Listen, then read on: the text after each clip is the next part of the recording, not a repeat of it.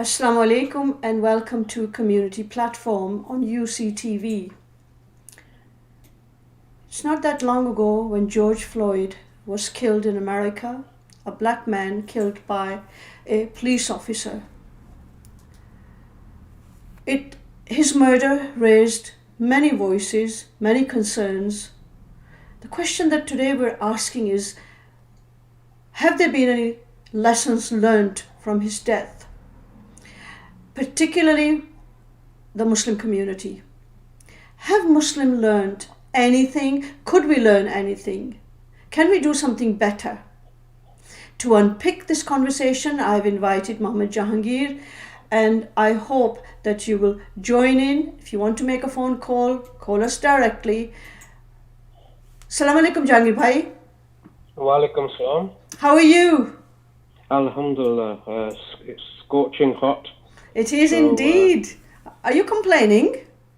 Well, we usually get our 2 or 3 days of really hot weather, so Yes. I think we might be back to normal next week. What is normal?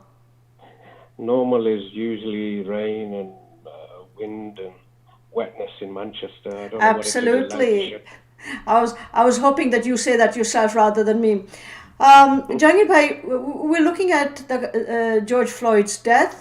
Are we fighting, in America, are they fighting a bad system or is it bad policing? So it's a very difficult question, isn't it?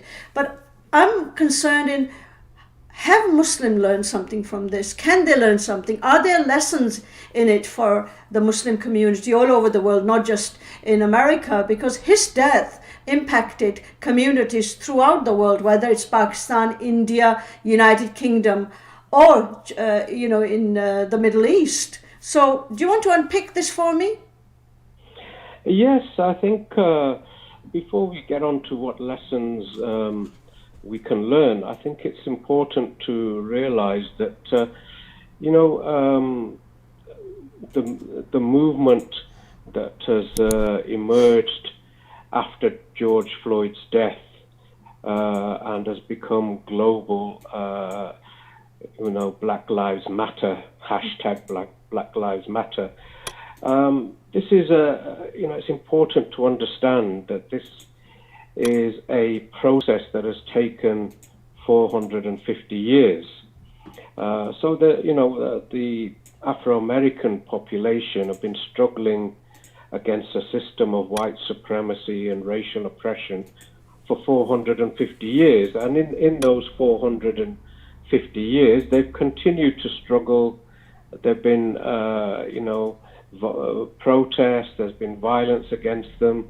And of course, we know the civil rights produced leaders like Malcolm X and Martin Luther King. And of course, what happened after that was really the civil rights movement produced a leadership and a co-option of Afro-Americans into the system itself, into the political system of white supremacy,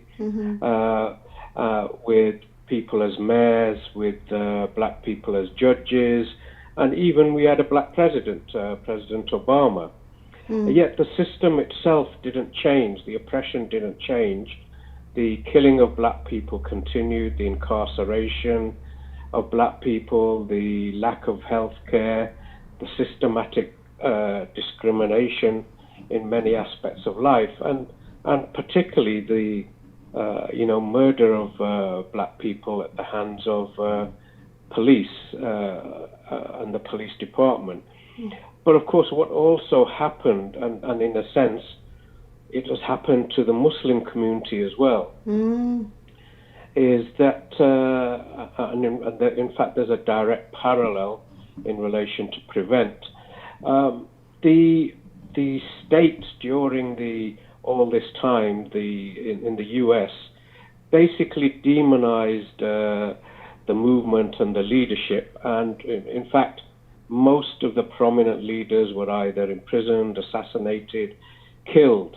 So any movement that was radical, that sought to produce radical change, was actually eliminated. So the current movement that you have, and of course we've had the last 20, 30 years, maybe more since the civil rights movement. The main political direction of the Afro-American community, and indeed the Muslims in America, has been towards getting involved in voting campaigns, getting into the system, meeting with presidents, trying to change a law here or there, and basically saying we'll put our votes behind a certain party who might improve our condition. And that hasn't worked. That's been an abject failure, both from an Afro-American perspective, but also from the immigrant Muslim community who's been pro-voting. And nearly all the Afro-American leadership, the black imams and including some of our immigrant descent imams, have bought into that notion. The whole radical ideas of Black Power and the Black Panther movement, those were pushed back. So what you have had really is the rise, the new movement has learnt lessons from the past. So they've created a new movement which basically is not organizational in structure, which can't be taken out, but is movement-based, and which basically, Black Lives Matter is started off learning something from the Arab Spring, in fact, and it started off as a hashtag, a simple hashtag, yes, Black Lives Matter, and the organization was set up by 3 black African women. But, I think people confuse there are 2 aspects to this. One is the Black Lives Matter network, which the 3 women set up. And even there's not really an organization as such to join. What there is, it's like a franchise operation. So anybody can create a Black Lives Matter group, but you have to sign up to some of the key principles of the Black Lives Network. And then around that, what you have is a wider Black Lives movement, which basically consists of hundreds of black organizations that have developed over the years who are engaged in all kinds of justice campaigns. And they've come together to create the movement for Black Lives Matter, which is a separate from the Black Lives Matter network. So you have these 2 things, and between them, the way they've organized, the way they've thought about how they can avoid the demonization of the past and how they can create a new form of civil disobedience movement, protest movement outside the system, is something that really we Muslims should learn about, because really, if you look at what's happened to the Muslim community, just like the Afro-American community, almost any organizations that we have created, we don't have any political organization. Everybody's been demonized. And, the same happened to the Afro-Americans. So when you're an organization-led group, you can be easily disrupted, taken out, the leaders can be targeted. Whereas what you have here is a movement that is not easily, they've tried. So when Black Lives Matter started, it was labeled as an extremist organization, as a black identity extremist. The FBI were trying to demonize it, but in fact they couldn't do so because of the nature, and because these 3 women who were social organizers. So they had a lot of organizational skills. And also there's another lesson that we can learn. Most of these movements that we have, and I think this is part of the reason why there's a lot of resentment against the Black Lives Matter network. This is the first black movement that's led by women. I think basically what the gist of what you're saying is that yes, we had this movement, we had the concern, but basically, even though you had a black president installed in the White House, The system itself did not change. Well, the oppression didn't change. The system didn't because change. Nothing has changed. It's personality politics, isn't it? In fact, what's happened is white supremacy has actually emerged stronger after Obama. And in fact, Black Lives Matter was actually created during Obama's time. Yes. When a lot of these atrocities were taking place, the deaths were taking place. So the system itself. It's not working.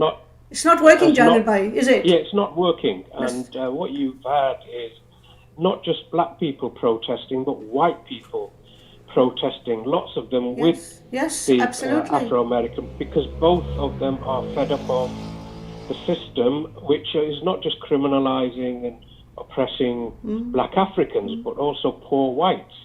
So poor communities. Yeah, I'm sorry, I'm cutting you there, but what you're saying is, and I really need to make this very clear, that the system is not working. The system has to be dismantled. You can't keep putting personality politics and puppets in various, head of political systems and political parties and hope for change. Whether this is in our country or whether it's across the Atlantic, I think that is categorical no, isn't it? I think what it is that there are, the system is not working, and to change that system, you can't change it by alter it fundamentally by voting and by electing one of the two parties.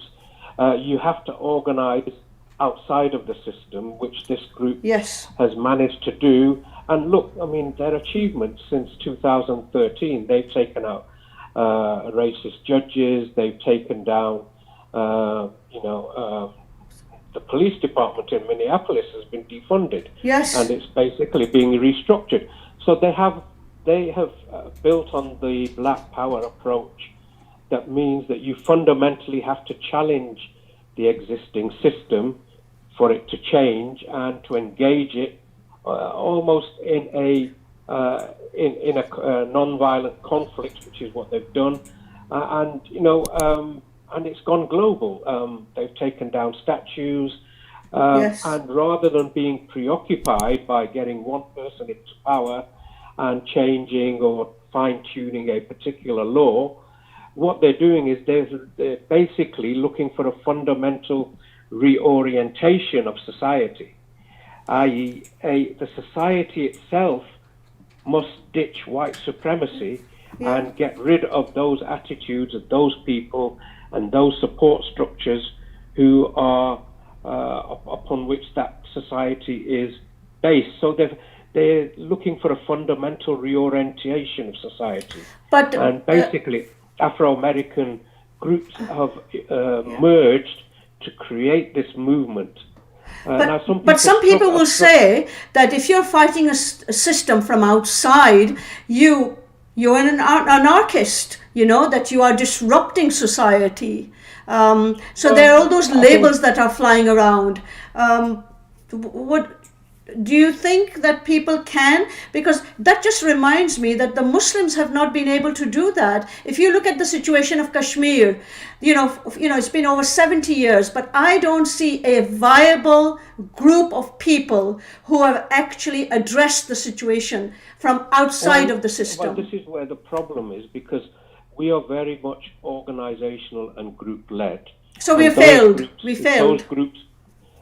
Those groups believe that by engaging politicians, winning them over, you're going to get a result. And unfortunately, because we have groups and we have leaders and we have organizational discipline, people struggle to change from that approach, and they're becoming increasingly redundant. And this is why you have a bit of a backlash against Black Lives Matter, because the old guard, as it were, the old organizations, the old, if you like, those who wanted to work through the system, or the lawyers who wanted to change through rights campaigns, those things haven't worked, and they've built up lots of organizations based on that concept, and they're being fundamentally undermined by a movement that just emerged yesterday, and has had far more impact, where even statues which have stood for hundreds of years are now being discussed, to be taken down, where white society as a whole, footballers are wearing Black Lives Matter. And they've created a movement based on empathy for human lives, which is fundamentally different from what the men have created. So what we need to do for whether it's Palestine, whether it's Kashmir, whether it's Rohingya, we need to create a movement which is bent on empathy. Yes, exactly. Yeah, I'm going to take up this, Jahangir Bhai, we're going to take a short break, but I want to come back on that. I want to know how we can address the situation that people in the Muslim community have no viable group of people who can actually say, we from outside have been addressing the situation. Don't go away now. We'll be back within the next few minutes. Thank you.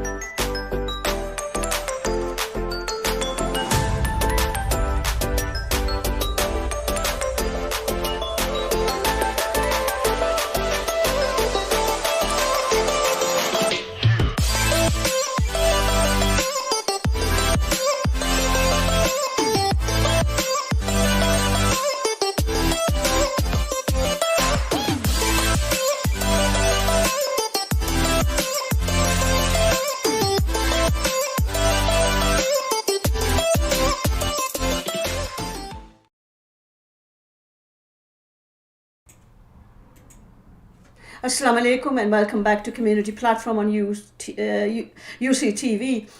Just before the break, Jahangir Bhai was talking and taking us through not only what Black Lives meant years ago and how the movement has developed, but also has it been a successful movement? Can we learn something from it? Has the system failed? From my understanding, the system has failed emphatically. Absolutely, there's absolutely no evidence that the system is working. Jahangir Bhai, I know what the problem is. I want you to tell me the solution. How do Muslims address and learn something from Black Lives Matter? How do we learn something to say that, look what's happening in Kashmir? It's appalling, but then who's listening? Rohingya, Palestine, Syria, let's not even forget Yemen. Well, I think, it depends which areas you're talking about. If you're talking about issues of Kashmir, and look, the first thing we need to learn from the Afro-American experiences, to change things, you really need to have courage, as well. And, we don't have the courage, unfortunately, of the Afro-American community. We are not courageous enough to make our voices known, to take risks, to put our lives on the line sometimes in terms of protesting. So you're not going to get anywhere if you don't have that basic quality. The system you say has failed. I say it hasn't failed because the system has survived. It's doing what it needs to do to, for example, in the United States, to maintain white supremacy and the imperialist structure that dominates around the world. So the question really is for us, for places like Kashmir, you have to actually be active. If you're not active, and active doesn't just mean shouting slogans and saying this is the solution, that's the solution. You actually have to be involved and engaged. Let's take Kashmir, for example. We don't even have a single website on Kashmir. We haven't demonstrated to the world that the Kashmiris are human beings and that they're deserving of our sympathy. The same with the Palestinians. The organizations that we have get involved in long, complicated intellectual debates and arguments, and even on the Palestinian, the left that support it are mired in deep intellectual debates about Zionism. Black Lives Matter is a simple slogan. There's no intellect behind it. It's about recognizing that certain human beings are suffering. And of course, the opponents, they demonize you, and they demonize the movement, they demonize your argument. So you've got to do the opposite of that. You've got to humanize those people. So you have to create the right type of movement with the right ideas to produce the right change. Yeah, well, for Muslims in Kashmir, obviously. I think people are listening to you, Jahangir Bhai. You need to mobilize people en masse to affect that change. I think people are listening. Somebody just made a remark that BLM has probably created a bigger reaction than any protest from the Muslim world on issues that concern the Muslim community. But I just wonder whether, you said that we are not courageous enough. We are not courageous enough because we are afraid to lose something. You said that the system is working, it has not failed. Point taken, I back off. Democracy has lived up to his word. Liberalism has lived up to his word because it's doing what it does best. It is only for selected few people. So I agree with you, and I take that back. Yeah, so the 1% of the wealthy and the powerful are basically in charge of things, and what's happening is you have to show the rest of the society that, look, there is a better way, there are better standards, we have to have more humane political system, and that throughout history, the systems that exploit, that oppress, are a combination of wealth and power, unchecked power. It doesn't matter if it's Islamic or non-Islamic. People, even under an Islamic system, people can exploit, can use the system to benefit themselves, and they can and have oppressed human beings.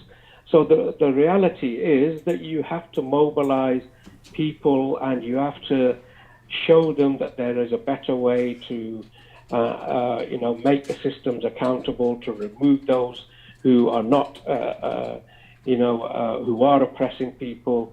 If you can defund a police state, and you can call for that throughout the United States, imagine what you can do. And in a sense, the BLM have learned from the Arab Spring, which is the remarkable thing. The movement itself emerged from the social protests in the Muslim world. Of course, some of them, those were not successful, but it's a continuum.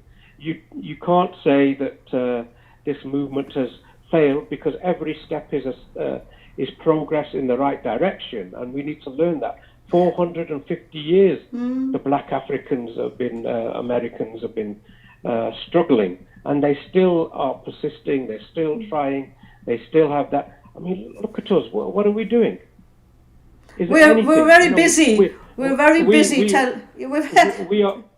We start having deep theological debates about everything. We're a no-can-do community. Whilst the world is changing around us, we need to become, here's what we can do, community, rather than just sitting on the sidelines of history and shouting. History doesn't change unless you make it change. So basically what you're saying is that we need a kind of leadership that is absolutely ready to have their heads rolled off.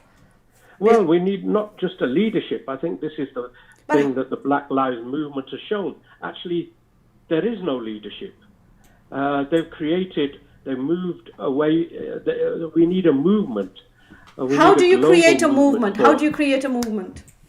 We create a movement, and so this is the thing that we need to realize, that actually leaders can be killed, they can be taken out, a group can be removed. The answer doesn't lie in this group or that group or getting a Islamic party into power. The solution lies in mobilizing a large segment of humanity against a particular cause, which you see now. Footballers are wearing Black Lives Movement.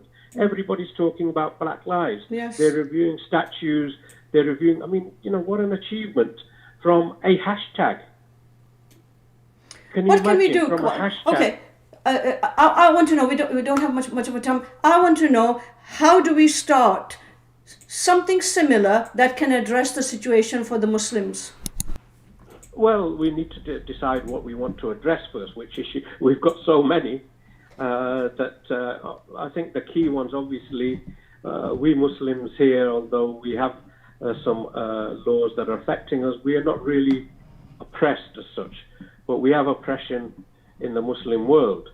The key thing is that what have we created? We name how many groups do we have fighting for a recognition of the crimes against Palestinians, Kashmiris, Yemenis?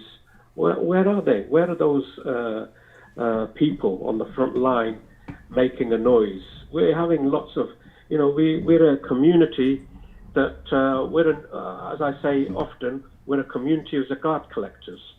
Yeah, we don't have political organizations, we don't have political activity, we don't have political motivation, we have political discussions.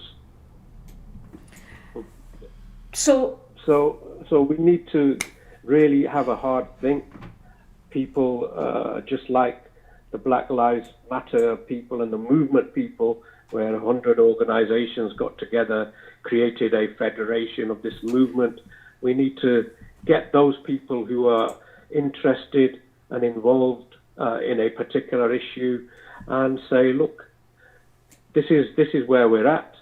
Let's analyze our failures. Do you think we've not had any movement as such? Because whenever you have a Muslim discussion, it starts off from a religious perspective. Black Lives Matter was not a religious movement. It was a very secular movement, if you think about it. Is that where we're going wrong? Well, I think there is merit in what you say. For example, why are the Muslims in America not leading such a movement? After all, we keep saying we have the perfect system, we have Islam, but actually you did nothing about the oppression of Afro-Americans. You've done nothing for the last 100 years. What you have is scholars and celebrities who go around the Muslim circuit, who make fantastic speeches, but in terms of hardcore on the ground, we're irrelevant. We haven't changed anything because we're quite frankly, we maybe if the Black Lives Matter people had been Muslims, maybe they'd be calling for the vote, or they'd be calling, saying, "Oh, you can't do this, Akhi. This is not Islamic." Unfortunately, the Muslim bit of it is a barrier, as it is currently being portrayed and put across, because we are enshrined in deeply theological issues, and we're not really a political community apart from having political debates about what type of system is best for the Muslim world. We don't make much progress beyond that. In terms of political motivation, organization, we're not at all. In fact, we're quite conservative. Sometimes I say, had Malcolm X become, a proper Muslim before he joined the Nation of Islam, he probably wouldn't have changed. If Muhammad Ali had become one of the type of Muslims that we are, he probably would have joined the U.S. Army. So I think the current way Islam is projected and taught and portrayed actually limits change. It's very conservative, and it has done. It's the scholars that have been trained around the world, in the Muslim world. They've been mainly court scholars. They've been taught in a curriculum that doesn't address social transition, social change, and so we don't really we pacified the Muslim community into accepting the status quo and working with it, and let's vote, and that's your change. Yeah. If you vote, you'll change things. I mean, you hear it all the time. Every election, what do we hear? Your vote can make a difference. Oh, well, it's we're going to take that up. This conversation will have to wait. Does voting actually make a difference? I have my own opinions, and I don't expect people to agree with me. But if the system... Well, not just voting, we should ask our Islamic... Does it work? Does it work? Islamic organizations or Islamic institutions making a difference. Why did we have to wait for Black Lives Matter to tackle the issue of racial oppression in America? We know it. Those of us, especially in the activist field, we know what's going on in America. We know the systematic oppression of the African American community, but we've never raised our voice. Just like we never raise our voice for enough for Palestine. We'll do fundraising, we'll do charitable collections, but we don't really care about the issues enough. And part of that maybe is in Britain and other places. We're not oppressed enough. Maybe we need the oppression to kick us into gear. Mm-hmm. Or maybe we think that by donating our sadaqah and our zakat, we have actually delivered. Well, that's it. We've done our duty. Yeah, because we've we don't done want to do exactly. We've done our part. Work. Yeah, absolutely. And I come back to the same question. The question that we started. That can Muslim learn something from this? It's not a question of can they. They must if they want to carry on, because eventually, if you don't change. The United States, because not only are those people fighting the institution of white supremacy in the United States, that same system oppresses Muslims in the world. So they are fighting your struggle for you. And the only thing you have to offer is, we can't get involved in this movement, that movement. You're actually you spend your time talking about how America's oppressing Muslims, how America's doing this, but when it comes to something, a community in America that are being oppressed, who are fighting the oppressors, what's your stance? Oh, we can't really get involved in that. We must do it our way. What is your way? Show us your way. You don't have a way. That's the reality. You're not relevant. Muslims are not relevant. And, we're not relevant, we're not on the scene, and we can't really do much. But we still join the political parties, hoping to get into the political corridor where we can make a difference. Well, because that's the easy option, isn't it? A very easy option. Very easy option. It requires no sacrifice on your part. Yeah. It requires no courage on your part. It requires you not to challenge anybody. It requires you not to make noises. It requires you, not to challenge racist statues or racist laws or laws that are affecting the Muslim community because, quite frankly, you're not bothered enough. Absolutely, and the Prime Minister of my country must not call women wearing a veil as letterboxes. Well, he's in power, we didn't do. What did we do? What did we do? We've got the whole world wearing the veil. I don't care whether you call it the veil or the mask. It's happening, and these people are living lives. So for me, I'm afraid the system, as you said, is working for a minority. It is not working for the majority. It was never meant to work for the majority. And if people are coming out of the street, will they be called anarchists? Will they be called troublemakers? I think so. Well, that's always been the case. How did working class people get the right to form unions? How did women get the vote? How did other movements get their recognition? You have to create. How did Nigel Farage get us out of Brexit? He created a movement Horrible for Brexit man. outside of Parliament. What did we do when Boris Johnson made that comment about letterboxes? Absolutely.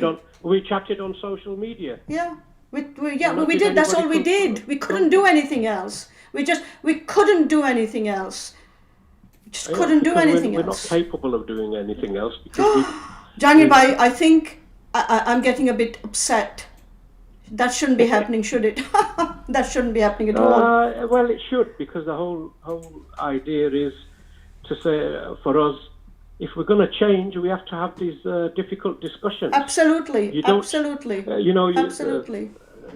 Sometimes somebody has to tell you quite harshly. As a child, your mother, has to give you some hard lessons. Your father has to give you some hard lessons and say it as it is. Otherwise, you don't change. Yeah, my ultimate question for you, just once, all those people that say voting does not count, it doesn't matter who you vote for, the system will not change. Do you think those people are right? Well, certainly in America, it hasn't changed the condition of the Afro-American community, and it doesn't seem to be, we've had law after law. We have more Muslim MPs now here, and we have more laws against Muslims, and really. So it's not working. What difference has it made? The MPs that we have are spending more time fighting for the rights of others and for defending oppressive states than they do defending the interests of Muslims. So, do we want to spend the next 100 years like the Afro-American community going down that road? Difficult conversation. I hope people not. Have invested. Like the Operation Black Vote, people have invested a lot of... I've got hands going up, Jahangir Bhai, that I've gone over my time as usual. I'm always naughty. Jahangir Bhai, we need to pick this up at some point. We need to pick this up again. And I want to come back to say, where does the Muslim stand? How do we move forward? What are we doing that can make a difference within our own lives? But I'm really grateful to you for taking your time out. I know how busy you are. Jazakallah khair. Stay there until I finish off. And I just want to remind our audience that please tune in on Friday, 7 p.m. to watch In the Limelight with the only one. There's only one Naseem Khan, of course. So just tune in at 7 p.m. to watch In the Limelight with Naseem Khan. And thank you for watching. And if you have any comments, write in. If you have any comments on the topic that you want us to discuss, write in. Until then, look after yourself, your neighbor, whoever they may be. Jazakallah.